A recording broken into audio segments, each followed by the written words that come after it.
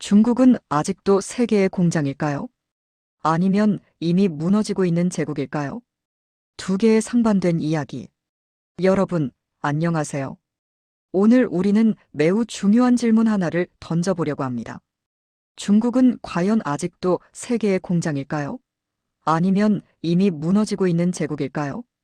2026년 현재 중국에 대한 두 가지 상반된 이야기가 동시에 들려옵니다. 하나는 중국의 몰락입니다. 부동산 시장은 2021년부터 붕괴하기 시작했고, 헝다, 비구이 위안 같은 거대 부동산 기업들이 줄줄이 파산했습니다. 2025년 현재까지도 부동산 침체는 계속되고 있으며, 전문가들은 최소 2027년까지는 회복이 어렵다고 전망합니다. 중국 GDP의 약 24%를 차지하던 부동산 산업의 붕괴는 중국 경제 전체를 위협하고 있습니다. 하지만 동시에 또 다른 이야기도 들립니다. 2026년 초 BYD는 테슬라를 제치고 순수 전기차 판매량 세계 1위에 등극했습니다. 중국은 여전히 전 세계 제조업이 37에서 38%를 차지하고 있으며 전 세계 상위 10개 제조국을 합친 것보다 더 많은 물건을 만들어냅니다. 산업용 로봇의 절반 이상이 중국에서 설치되고 있고 태양광 패널, 전기차 배터리, 드론 시장을 거의 장악했습니다. 대체 어떤 이야기가 진실일까요? 오늘 이 시간 동안 우리는 중국 경제의 실체를 면밀히 들여다보겠습니다. 데이터와 사실만으로 말입니다. 일부 여전히 강력한 세계의 공장. 1. 압도적인 제조업 규모. 먼저 숫자부터 보겠습니다. 2020년 기준으로 중국은 전 세계 제조업의 37에서 38%를 담당하고 있습니다. 이것이 얼마나 압도적인 수치인지 감이 오시나요? 전 세계에서 제조를 가장 많이 하는 10개 나라를 모두 합쳐도 중국보다 적습니다. 미국, 독일, 일본, 한국, 인도, 베트남을 다 합쳐도 중국 하나보다 제조 능력이 낮습니다. 많은 사람들이 요즘에는 인도나 베트남이 중국을 대체하고 있지 않냐고 물어봅니다. 하지만 실제 데이터를 보면 전혀 그렇지 않습니다. 2023년 말 잠시 꺾였던 중국의 제조업 기세는 다시 올라갔습니다. 베트남이나 인도가 앞으로 10년 이상은 중국을 뛰어넘을 수 없는 구조입니다. 왜 그럴까요? 중국이 지난 30년 동안 구축한 제조 인프라는 단번에 이루어질 수 없는 것들입니다. 항만, 도로, 철도, 전력망, 그리고 무엇보다 중요한 것은 완벽한 공급망 네트워크입니다. 중국에서는 부품 하나가 필요하면 같은 도시 안에서, 심지어 같은 산업단지 안에서 모든 것을 조달할 수 있습니다. 이런 제조 클러스터는 수십 년에 걸쳐 형성된 것이며 하루아침에 베트남이나 인도에 복제될 수 없습니다. 중국 제조 2025의 성과. 2015년 중국은 중국 제조 2025라는 야심찬 계획을 발표했습니다. 목표는 명확했습니다. 단순히 세계의 공장에 그치지 않고 고부가 가치 제품과 첨단 기술을 생산하는 제조 강국으로 도약하는 것이었습니다. 당시 많은 서방 전문가들은 회의적이었습니다. 중국이 첨단 제조업까지 장악할 수 있을까? 숫자에 집착한 무리한 목표다. 지방정부의 과잉 지출로 실패할 것이다 하는 비판이 쏟아졌습니다. 하지만 2025년 현재 그 평가는 완전히 바뀌었습니다.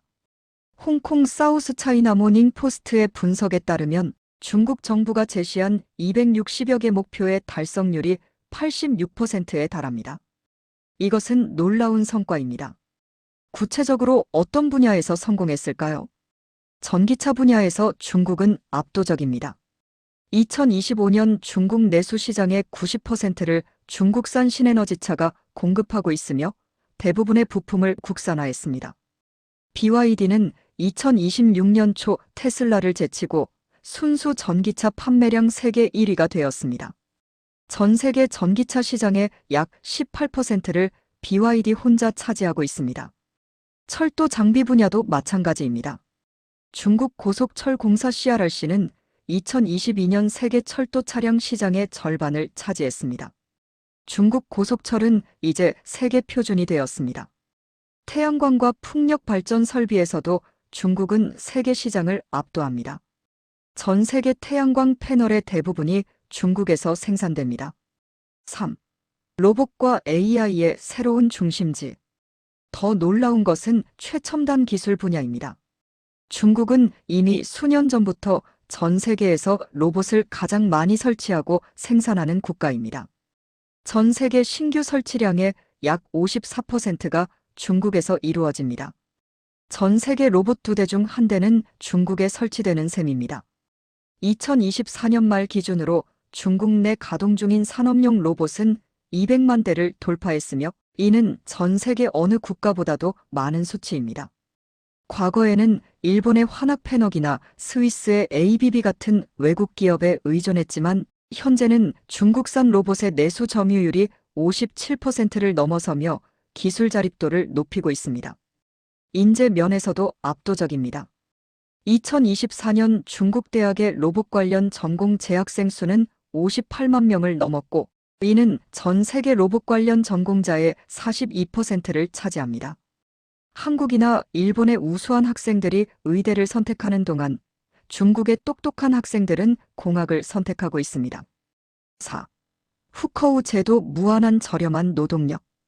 중국이 앞으로도 세계의 공장으로 남을 수 있는 또 다른 이유가 있습니다. 바로 후커우 제도입니다. 후커우는 중국의 호적 제도입니다. 중국 사람들은 각자 자기가 태어난 성에서 벗어나기 매우 어렵습니다. 그 성에서 태어났으면 처음부터 죽을 때까지 교육, 의료, 직장, 주거를 그 성 안에서만 허가해 줍니다. 열악한 환경인 3-4선 도시에 사는 사람이 상하이나 베이징으로 간다면 물론 갈 수는 있습니다. 하지만 자녀를 학교에도 못 보내고 의료비도 훨씬 비쌉니다. 사실상 외국인 노동자가 되는 것입니다.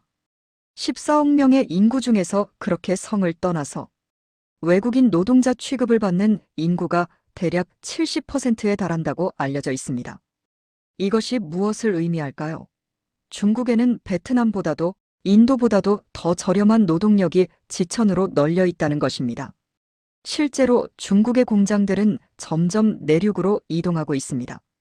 해안지대의 임금이 오르자 공장들이 내륙의 후난성, 쓰촨성, 구이저우성 등으로 옮겨가고 있습니다. 그곳에는 더 저렴한 인건비를 제공하는 노동자들이 무한정 대기하고 있습니다. 이런 구조적 이점 때문에 중국은 앞으로도 수십 년간 세계의 공장 역할을 유지할 것으로 보입니다. 2부 무너지는 제국의 징후들. 1. 부동산 대붕괴. 하지만 이제 동전의 반대편을 봐야 합니다. 중국이 직면한 심각한 위기들 말입니다. 가장 큰 문제는 부동산입니다. 불과 5년 전까지만 해도 중국의 부동산 산업은 황금알을 낳는 거위였습니다. 중국 GDP의 약 24%를 부동산이 담당했습니다. 4분의 1입니다. 중국인들의 가계 자산 중 70% 이상이 부동산에 묶여 있었습니다. 2021년 모든 것이 무너지기 시작했습니다. 중국 최대 부동산 개발업체였던 헝다그룹이 파산했습니다. 헝다의 부채는 약 2조 3,882억 위안, 당시 환율로 약 490조 원에 달했습니다. 한국 정부 1년 예산보다 많은 금액입니다. 헝다만이 아니었습니다. 비구이 위안, 완다, 반케 등 중국 부동산업계를 대표하던 거대 기업들이 줄줄이 무너졌습니다. 한때 서우프, 즉 최고 부자로 불리던 이들. 기업의 창업자들은 이제 서우프, 즉 최고 빚쟁이라는 치욕적인 별명을 갖게 되었습니다.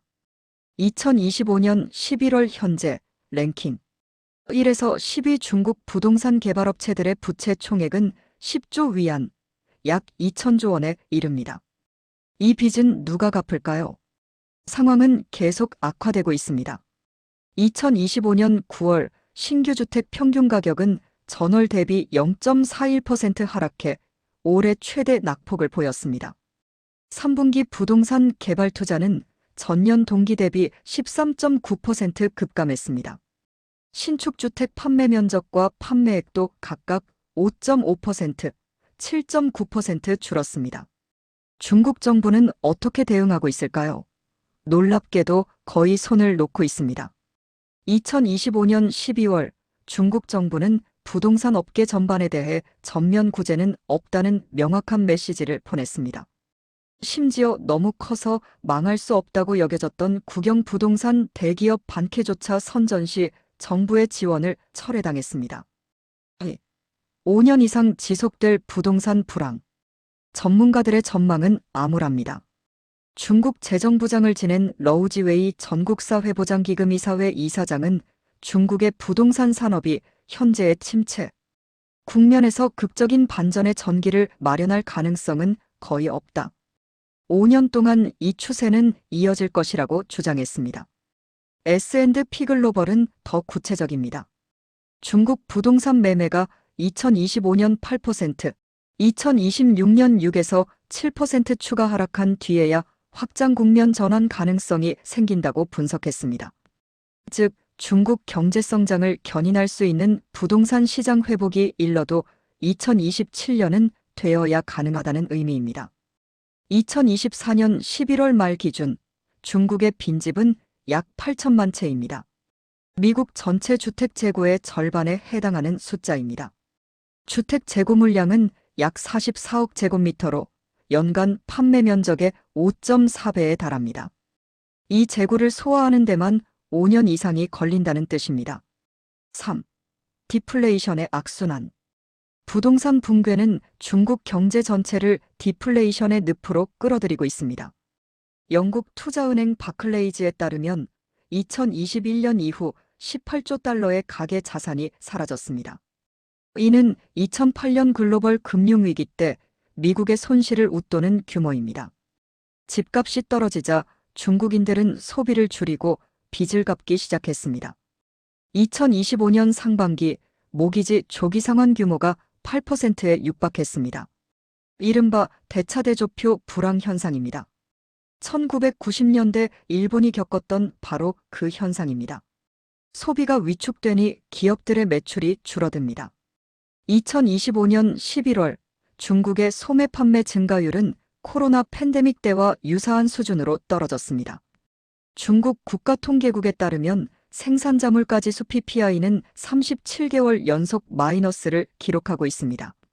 3년이 넘는 기간 동안 물가가 계속 하락하고 있다는 뜻입니다. 4. 지방정부의 재정위기. 부동산 붕괴는 또 다른 문제를 일으킵니다. 바로 지방정부의 재정 악화입니다. 중국 지방정부 수입의 약 20%가 토지 매각 수입에서 나옵니다. 부동산 개발이 줄어들자 토지 매각도 급감했습니다. 사상 최초로 2년 연속 토지 매각 수입이 감소했습니다. 동시에 부동산 부양을 위한 지출은 늘어나고 있습니다. 코로나19 이후 급격히 악화된 지방정부 재정은 이제 위험 수준에 달했습니다.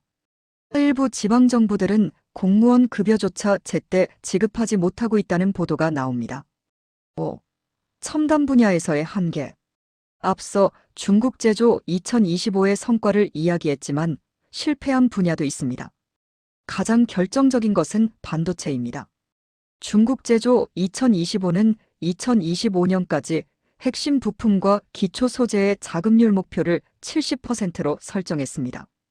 하지만 반도체 분야에서는 이 목표를 달성하지 못했습니다. 시장조사업체 IC인사이츠에 따르면 2025년 중국에서 생산된 반도체가 전 세계 IC 시장의 19.4%에 불과할 것으로 전망됩니다. 목표였던 70%에는 한참 못 미치는 수치입니다. 더 큰 문제는 그 19.4% 중에서도 중국 자체 기술로 만든 것은 훨씬 적다는 점입니다. 2020년 중국에서 생산된 227억 달러 규모의 IC 가운데 중국 본사가 생산한 것은 83억 달러 36.5%에 그쳤습니다. 나머지는 TSMC, SK하이닉스, 삼성, 인텔 등 외국 기업들이 중국 내 공장에서 생산한 것입니다. 첨단 반도체 리소그래피 장비, 고급 의료기기, 바이오의학 분야에서도 여전히 해외 의존도가 높습니다.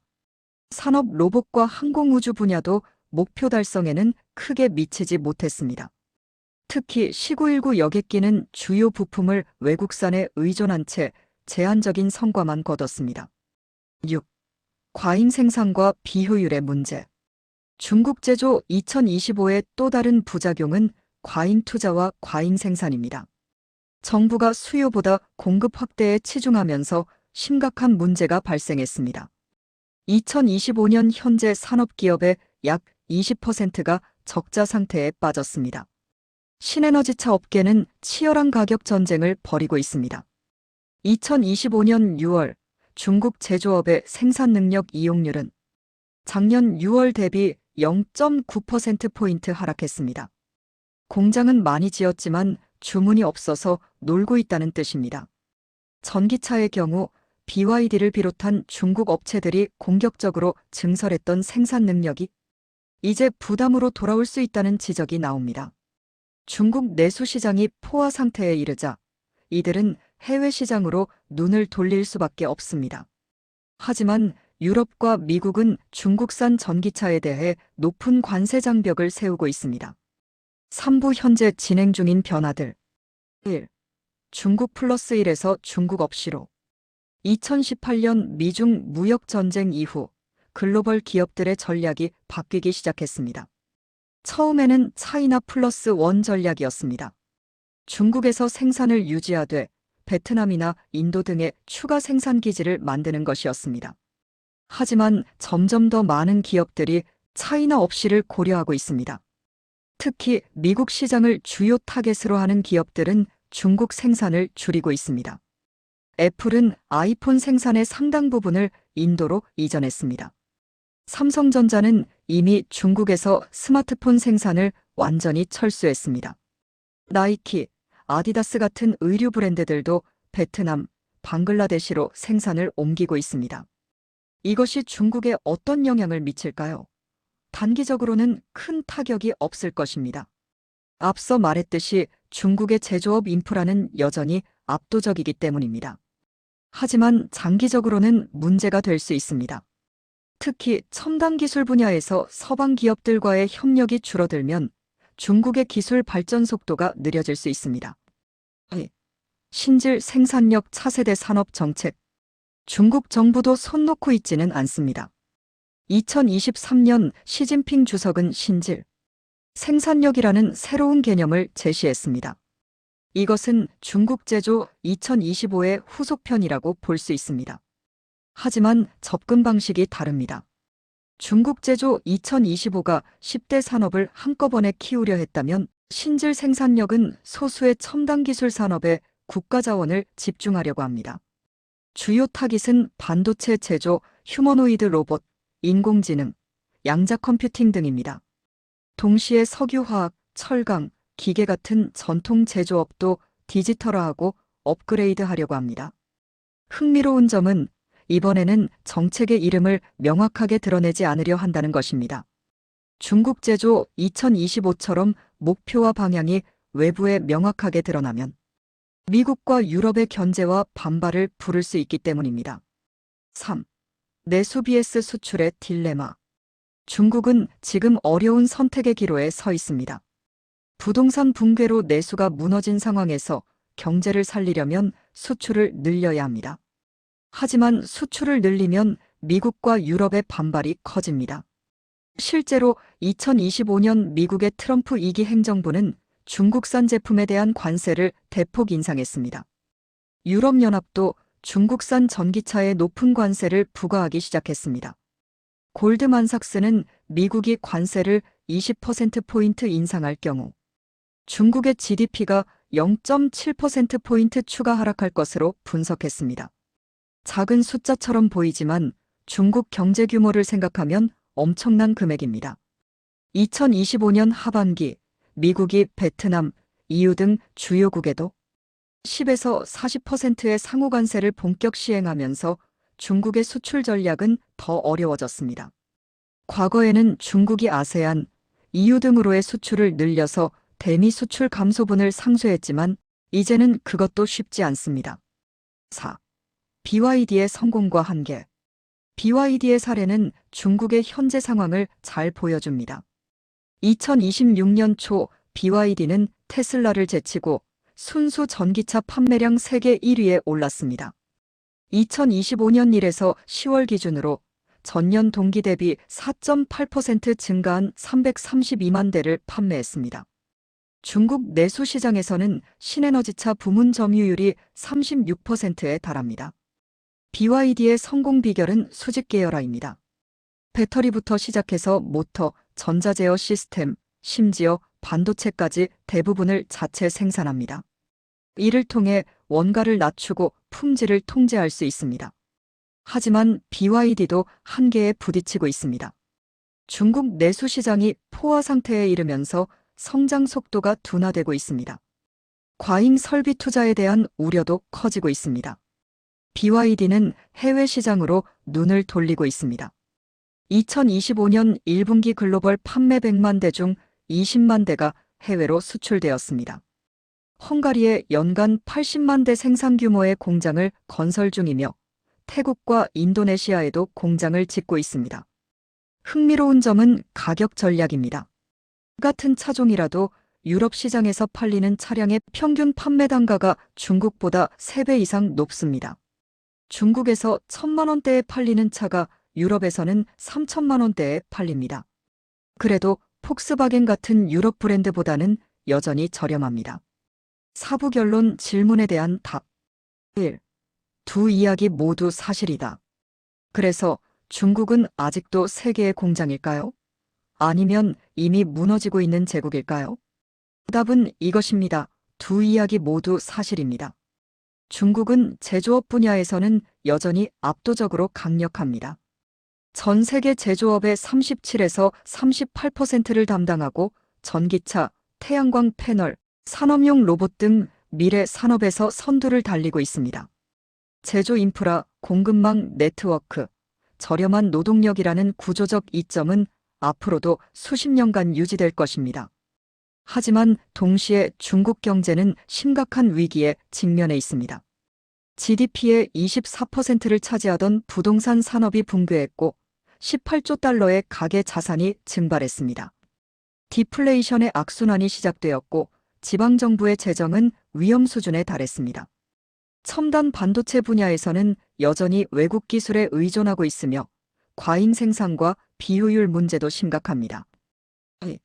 중국의 미래 3가지 시나리오. 중국의 미래에 대해 3가지 시나리오를 생각해 볼 수 있습니다. 시나리오 1. 일본식 장기 침체. 부동산 버블 붕괴, 디플레이션, 인구 고령화. 이 모든 것이 1990년대 일본이 겪었던 것과 유사합니다. 이 시나리오에서 중국은 앞으로 10에서 20년간 저성장 국면에 빠집니다.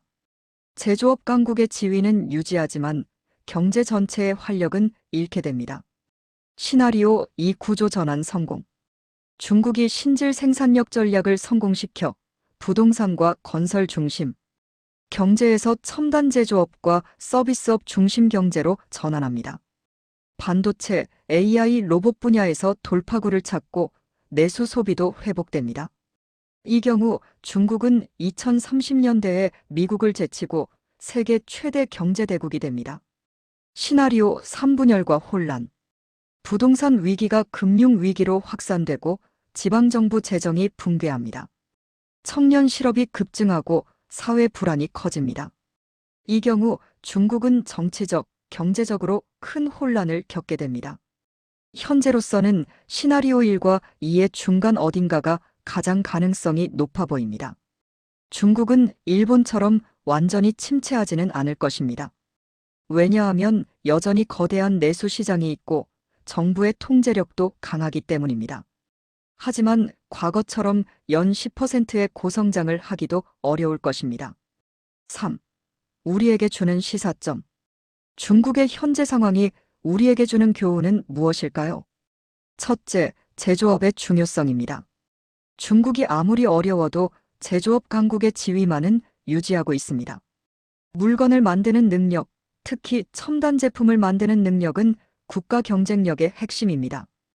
한국도 제조업 경쟁력을 잃지 않도록 주의해야 합니다. 둘째, 부동산 버블의 위험성입니다. 중국의 부동산 버블 붕괴는 한국에도 경고가 됩니다. 가계 자산의 대부분이 부동산에 묶여 있는 구조는 매우 위험합니다. 셋째, 기술 자립의 중요성입니다. 중국이 반도체 분야에서 고전하는 것을 보면 핵심 기술을 외국에 의존하는 것이 얼마나 위험한지 알 수 있습니다. 한국도 반도체, 배터리, 디스플레이 등 핵심 기술 경쟁력을 유지해야 합니다.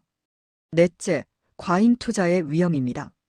중국이 전기차, 태양광 패널 등에서 과잉 투자로 고전하는 것처럼 특정 산업에 대한 무분별한 투자는 위험할 수 있습니다. 4. 최종 결론. 그래서 다시 처음 질문으로 돌아가겠습니다. 중국은 아직도 세계의 공장일까요? 아니면 이미 무너지고 있는 제국일까요? 답: 중국은 여전히 강력한 세계의 공장이지만 동시에 심각한 구조적 문제를 안고 있는 제국입니다. 제조업 분야에서 중국의 지위는 앞으로도 10에서 20년은 유지될 것입니다. 전 세계 제조업의 37에서 38%를 담당하는 나라를 대체할 수 있는 곳은 없습니다. 베트남도, 인도도, 심지어 미국도 단기간에 중국을 대체할 수 없습니다. 하지만 중국 경제 전체로 보면 매우 어려운 시기를 겪고 있습니다. 부동산 버블 붕괴, 디플레이션, 인구 고령화, 지방정부 재정위기, 미국과의 기술 전쟁.